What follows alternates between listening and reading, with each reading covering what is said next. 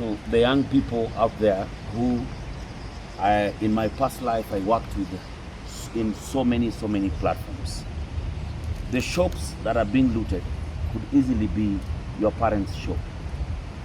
That guy who is sending you out there will not show up, or maybe will just come to a funeral, maybe when you've met your death on the roads. It is very sad what this whole movement that had a lot under Gen Z has been taken over politically.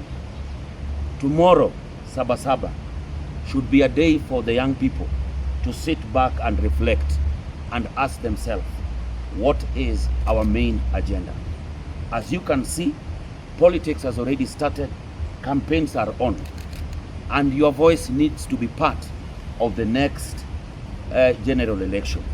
But it won't be found in the streets. The big battle is coming in 2027. Go out there. When we are registering as voters, go out there and register to vote.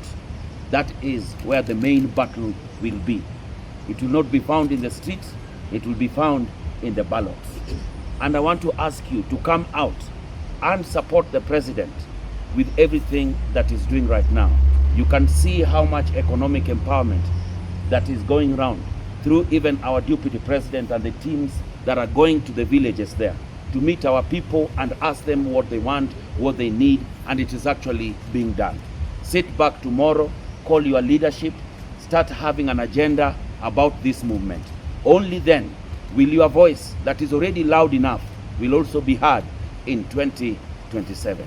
Thank you so much. May we have a peaceful SABA day tomorrow. Asanteni sana. Well, it might have a lot of challenges, but the way to solve the challenges are not through demonstrations that turn violent, protests that end up seeing people lose their rights, because one right cannot negate another right.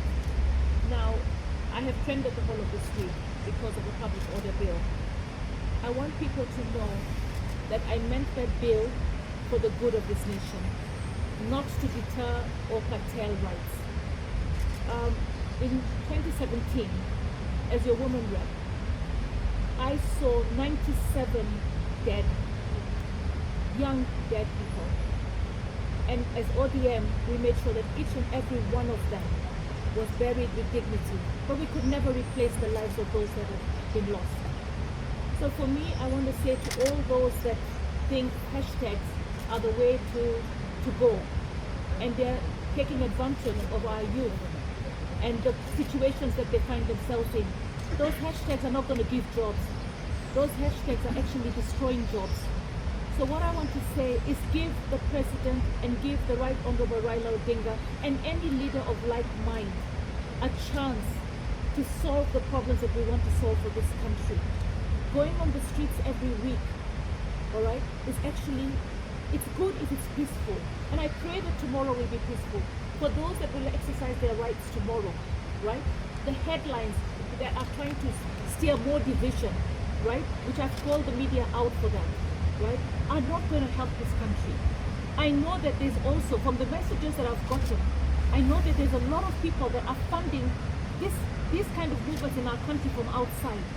But remember, you live outside, but you're leaving the Kenyans here. Those who are saying invade the institutions of government, they are not on the front line to invade. It is our innocent children and families in despair that are going to lose their lives. So what I want to say is, let us work together. We need to dialogue together and resolve the problems. If Raila could do it, our party leader could do it with Uhuru Kenyatta. If our party leader again can do it with William Ruto, it shows that Raila has everybody in mind. He has this country's peace and prosperity in mind. So let us work together towards a peaceful Kenya. God bless Kenya, and God bless every citizen of this country. Politics have begun. And what you're seeing, and what you would think like a positive revolution, or you think you're expressing your voice, has taken a political turn. Politicians are infiltrating what was your movement last year.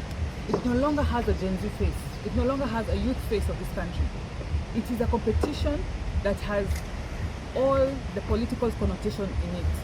So I want to ask you, and especially the youth in Nairobi, do not be used politically. We know you are peaceful youth. We know you because we've interacted with you. We know you mean well. Do not agree to be used politically. Because I have engaged some of you even on social media. What are you fighting for? Some of you do not even seem to know what is the agenda because you have been whipped up politically. I want to urge you, stay at home in Nairobi because you have seen the kind of distraction and what a risky business it is. Police are out there to protect themselves. And you see, they have expressed it. You are putting your lives in danger, and for what? And your families end up mourning. So the young people of Kenya, please, I ask you, if you want to express yourself and there is a point you want to drive, make sure that it is your movement. Make sure that it is not somebody else's agenda or somebody else's strategy. It is yourselves who are doing it because you have something to drive, not because you have been whipped up, you've been picked in matatus and dropped in town. Please desist from that. It is time to lead, not to fan the flames. Kenya must come first. Ladies and gentlemen of the folded state, as members of parliament representing the constituencies in Nairobi County and elected to serve this nation, we have solemn responsibility to lead with wisdom, to unite our people and to protect the stability of Kenya. In this critical moment, we cannot afford to sit back and watch as our country is dragged towards chaos and division. In the recent weeks, we have witnessed a worrying trend. Demonstrations that begin with expression of governance have quickly been infiltrated by both manipulative political actors and criminals. What should have been peaceful expressions of concern have been turned into violent confrontations. Shops have been looted, businesses destroyed, lives lost, and the dangerous rhetoric of tribalism has crept into our streets. When demonstrations turn violent, when hate is whispered into the crowd, it is Kenya that bleeds. We must reflect as individuals, in our homes, as communities, as churches, as mosques, as leaders, whether elected or not. Our constituents want peace that allows them to face life with its ordinary opportunities and challenges. They want jobs. They want security for their children. They want stable prices, safe neighborhoods, and hope for their families. No country has ever resolved its problems through violence. Banning businesses does not create jobs. Stoking tribal hate does not put food on the table. Destroying our own economy deepens poverty. We remind all Kenyans that we are a democratic nation with institutions capable of addressing grievances. This is where lasting change is made, not in the ashes of burned shops or in the bloodshed on our streets. As MPs, we must rise above the temptation to exploit public frustrations for political gain. It is easy to stir emotions. It is easy to stand in a podium and call for chaos. But true leadership is tested in moments like this, when restraint, unity, and responsibility are most needed. To our leaders, the message is very simple. If your politics depends on dividing Kenyans, you have already failed.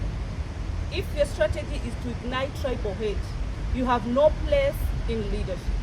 It is time to lead and guide our people towards dialogue, not destruction.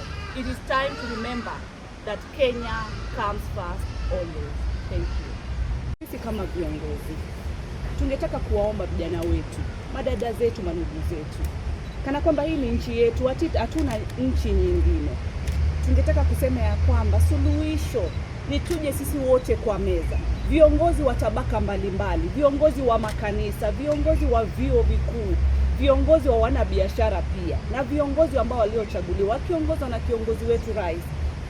Tuje meza moja, tuweze kusemezana, tuweze kupata suluhisho ya shida ambazo zinafanya vijana wetu wazidi kuandamana kila siku, kwa sababu mazungumzo ndio yataweza kutusaidia tuweze kupata mwelekeo, tufanye ile tunaita national dialogue. Na sisi kama viongozi Mahali sisi pia tunaweza kukosea, sisi tuwaomba msamaha, sisi sio malaika, sometimes pia sisi tuwafanya makosa hapa na pale, lakini cha muhimu ni kuweka meza wazi, kukaribisha kila mtu, tuweze kuweka maoni ya kila mtu kwa upamoja, ili tuweze kupata mwelekeo wa nchi yetu. Hatuna nchi nyingine. Hatungetaka Kenya ibadilike iwe kama Sudan, hatungetaka Kenya iwe kama Haiti, hatungetaka Kenya iwe kama Somalia.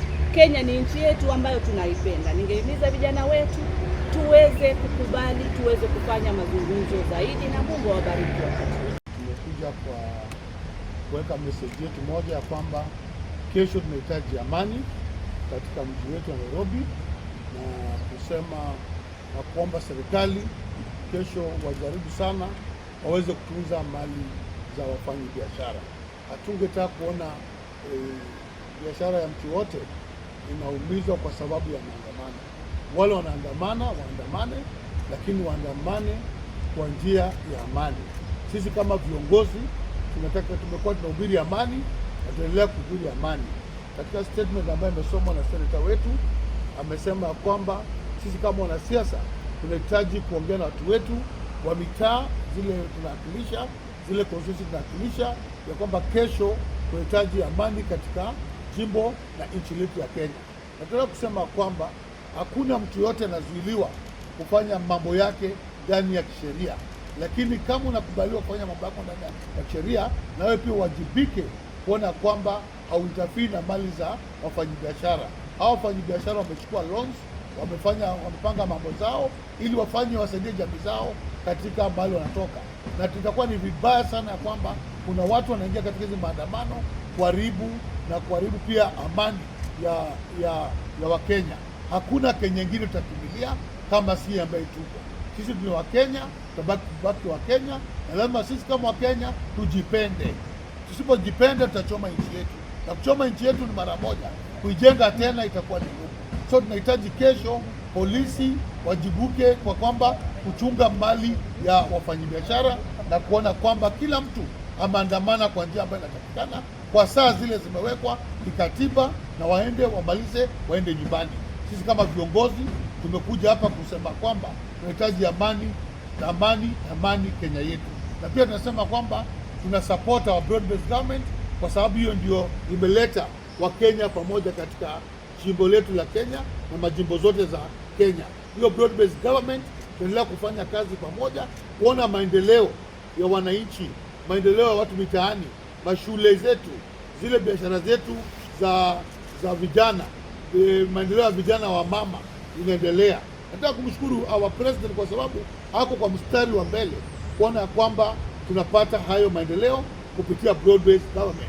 Pia nataka kumshukuru our former prime minister, our party leader wa ODM kukubali kufanya kazi na Rais William Samoei Ruto kuona Kenya mbele na hao wafuate nyuma, na si pia tufuate nyuma. So tutapunguza viongozi wawili na wawache kukashifiwa, kwa sababu kufanya kazi pamoja si hatia, na ndio kwa sababu sisi kama ODM na watu wa UDA tuliweka mkataba pamoja kuona kwamba tumeleta Kenya pamoja, maendeleo iende mbele, sio vita, sio kusukumana.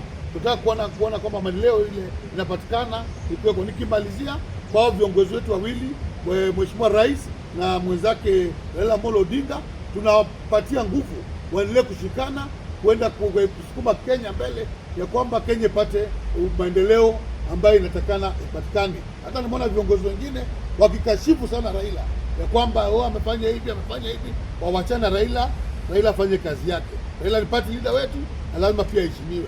President ni president wetu, lazima heshimiwe. Kwa watu wote waheshimiwa na Kenya iende mbele.